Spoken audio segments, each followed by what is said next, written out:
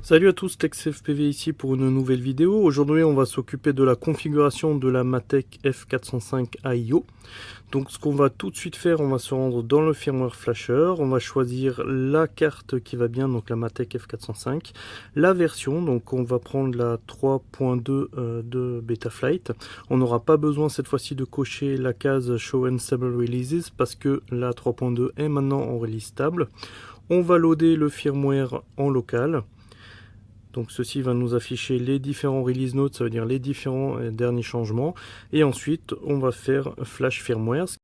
Dans un premier temps, nous allons donc effacer les données qui sont sur la carte. C'est ce que j'ai choisi avant dans les options qui étaient sous le choix de la carte de vol. Et ensuite, le firmware va être flashé vers l'AFC.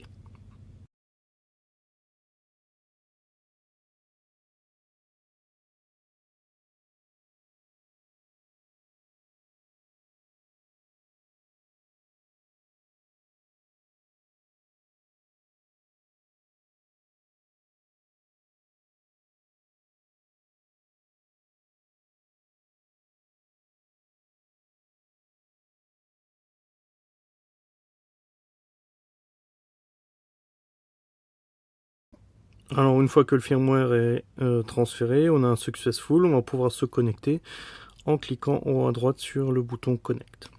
Directement, on va se rendre dans la partie port où on va configurer donc le récepteur et le VTX que je peux piloter. Donc le récepteur, je suis en S-Bus, donc je mets sur l'UART2, Serial RX, et le contrôleur de vol, j'ai un TBS que je configure donc sur l'UART5. Alors pourquoi l'UART5? Parce que c'est là-dessus que j'ai soudé mes différents câbles. Je valide, le contrôleur de vol redémarre, je vais ensuite voir les différentes configurations.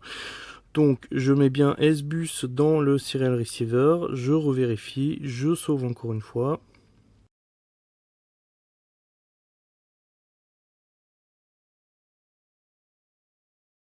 Ensuite, je vais pouvoir passer au paramétrage proprement dit de ma carte. Donc, s'agissant d'une F4, je peux mettre 8 kg, 8 kg pour le loop frequency. J'enlève tout ce qui est accéléromètre, baromètre et ainsi de suite. Je vole uniquement en accro. Au niveau du craft name, ça veut dire le nom de l'appareil qui va s'afficher dans l'OSD. Je mets TextFPV. Et en dessous, ce qui va un petit peu changer par rapport aux configurations des versions précédentes, je vais pouvoir choisir les différentes features qui sont valables tout au long du vol. Alors moi, je vais choisir l'Air Mode. L'OSD, je le laisse activer. Et ensuite, il y a différents autres éléments, notamment anti-gravity que je vais aussi activer. La partie filtre dynamique, d'ailleurs je vais linker dans les commentaires le lien vers ma vidéo sur le filtre dynamique.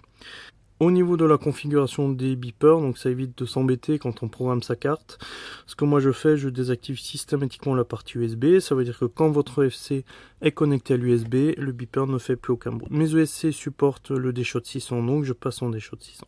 Au niveau de la batterie et des différents capteurs, donc j'ai deux capteurs sur la carte, un capteur de courant et un capteur de tension. Je vais les activer, je sauvegarde.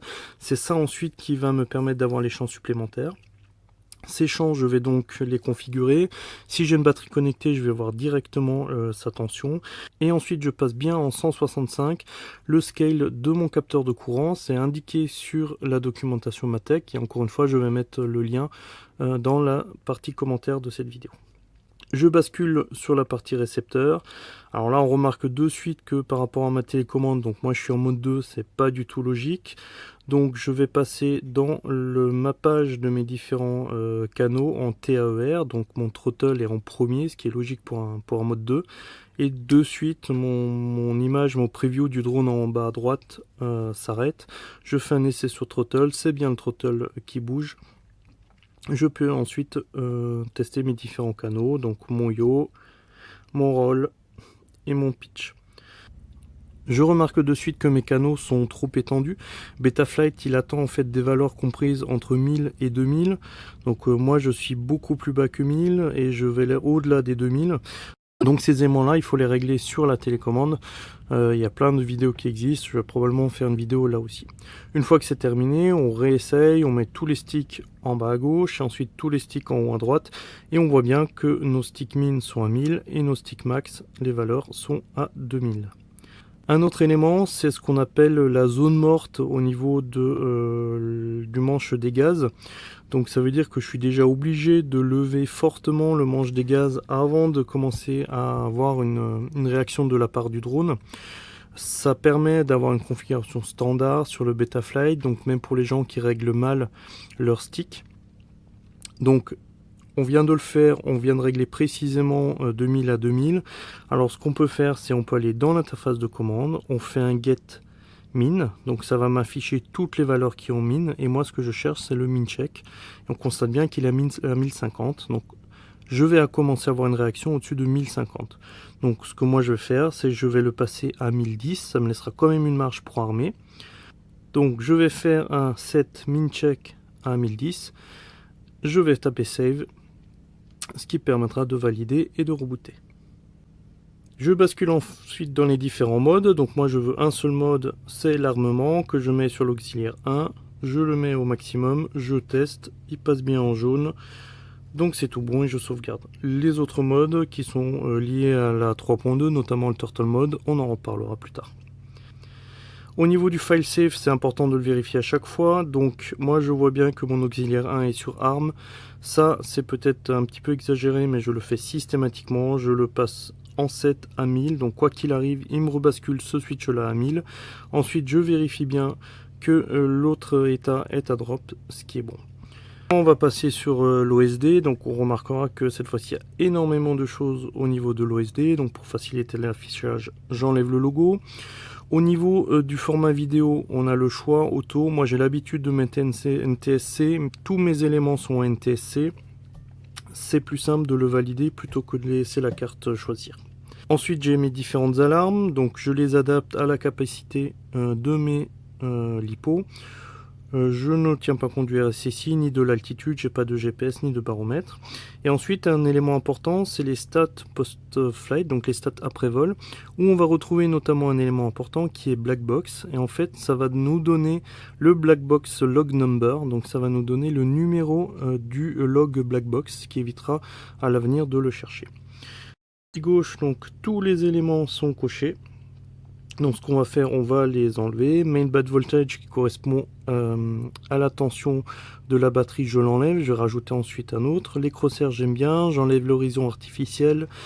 Les barres de côté, mes timers, je les laisse. Le fly mode, je le laisse. La position de mes gaz, je l'enlève. J'enlève les différents éléments, donc tout ce qui est lié au GPS, l'altitude, les PID, je ne serai pas en phase de réglage, donc je les enlève.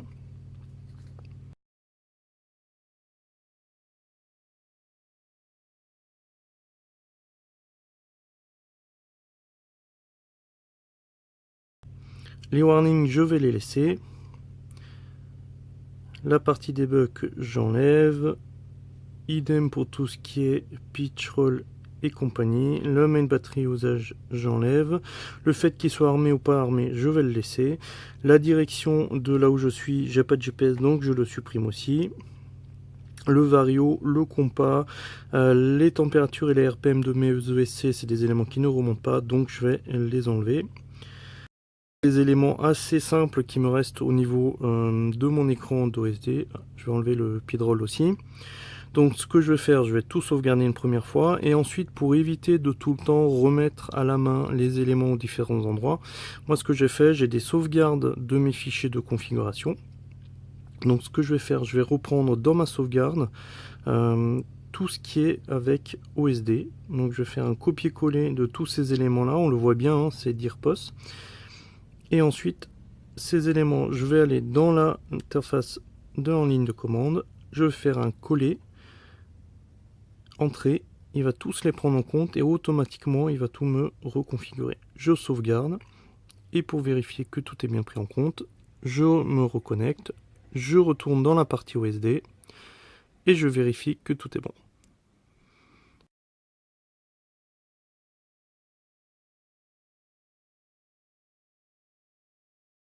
Merci d'avoir regardé cette vidéo et comme d'habitude, si ça vous a plu, un petit pouce vers le haut et n'oubliez pas de souscrire. À bientôt.